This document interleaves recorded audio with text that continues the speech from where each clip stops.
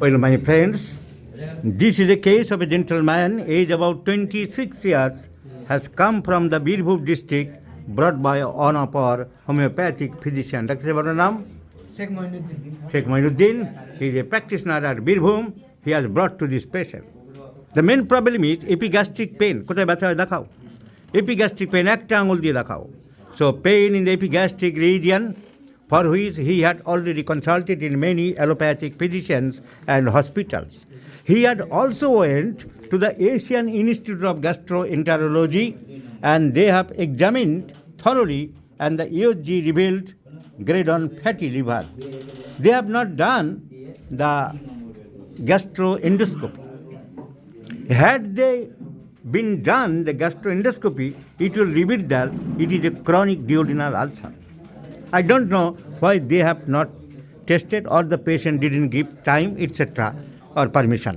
However, my diagnosis is it is a chronic duodenal ulcer followed by peptic ulcer. There is history of irregular diet, ঠিক মতো খাওয়া দাওয়া করতে না, মাঠের কাজ করতে, অনিয়মিত খেতে, so duodenal ulcer. Because some of the duodenal ulcers are found in this patient. There are lots of investigations they have done according to their choice, and many other outside physicians he has consulted. Now, why I have called this is duodenal ulcer? Duodenal ulcer pain relieved by food. Gastric ulcer pain aggravates from food. Gastric ulcer pain comes immediately after food. Duodenal ulcer after 2 to half an hour after food. Gastric ulcer, the pain is relieved by reduced vomiting. Duodenal ulcer not relieved by vomiting. See the anatomy and the mechanism of this case. See, my friends, this is the esophagus, this is the stomach, and this is the duodenum. The ulcer generally forms here, in the first and second part of duodenum, within the loop of the duodenum. When the patient becomes fasting for a lot of time, the hydrochloric acid from the Brunner's gland of the stomach comes downwards and deposits here, and there is formation of ulcer. So when the food comes in the stomach, it slowly passes into the duodenum.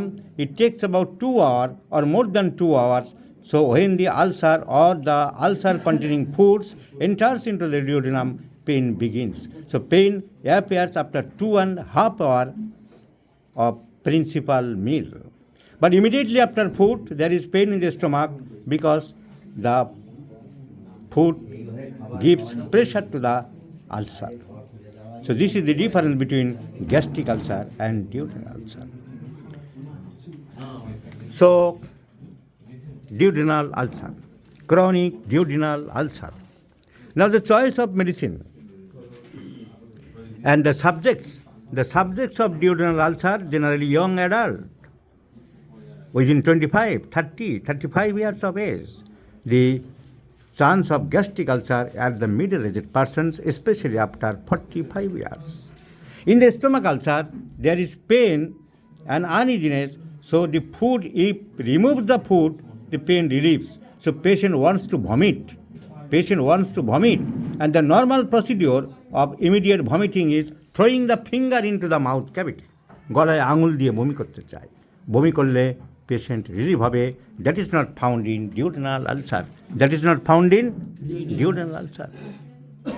The pain immediate after eating, gastric ulcer. Pain 2 to 3 hours after eating, duodenal ulcer. Pain relieved by vomiting, gastric ulcer. Pain not relieved by vomiting, duodenal ulcer. Sometimes the blood may come out, hemoptysis is found in gastric ulcer. Duodenum থেকে blood উপরের দিকে যাবে না, তাই রক্ত বমি কখনো duodenal আলসারে হবে না। তাহলে কী হবে? এখানে যদি রক্তক্ষরণ হয়, তাই সেগুলো ইন্টেস্টিনের সাথে মিশে স্টুলের সাথে রেকটাম দিয়ে বেরিয়ে যাবে।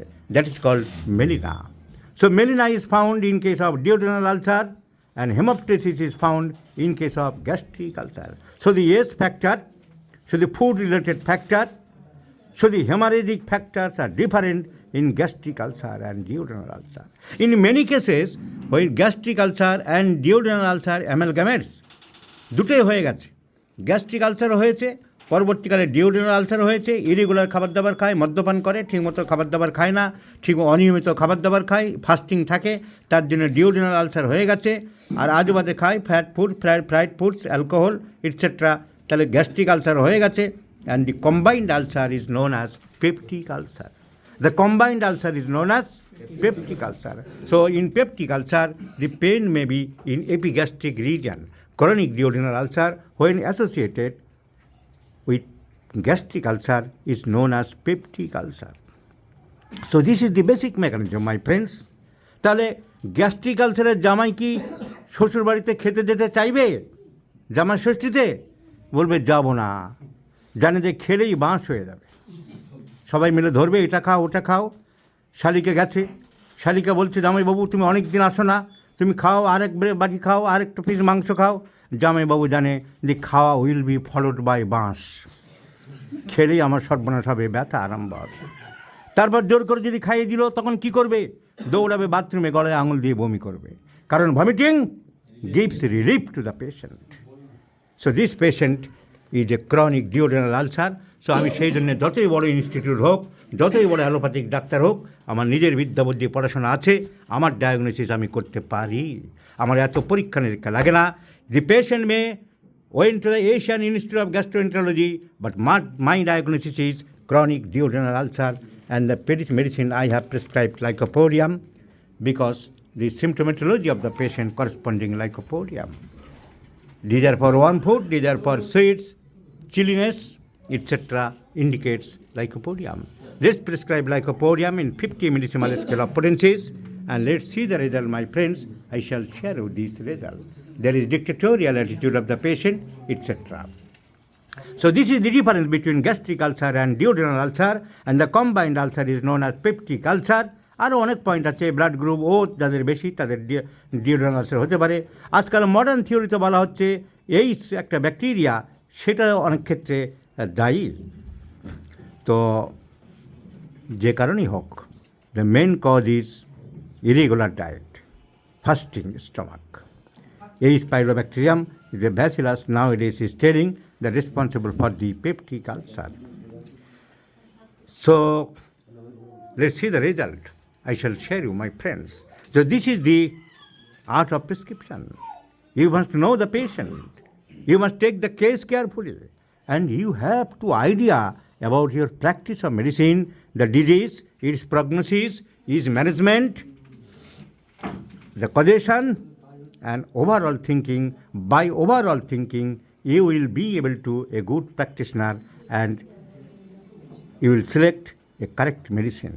So you must know how to be a good and successful homeopathic physician. A good and successful homeopathic physician requires knowledge in every branch of medical science.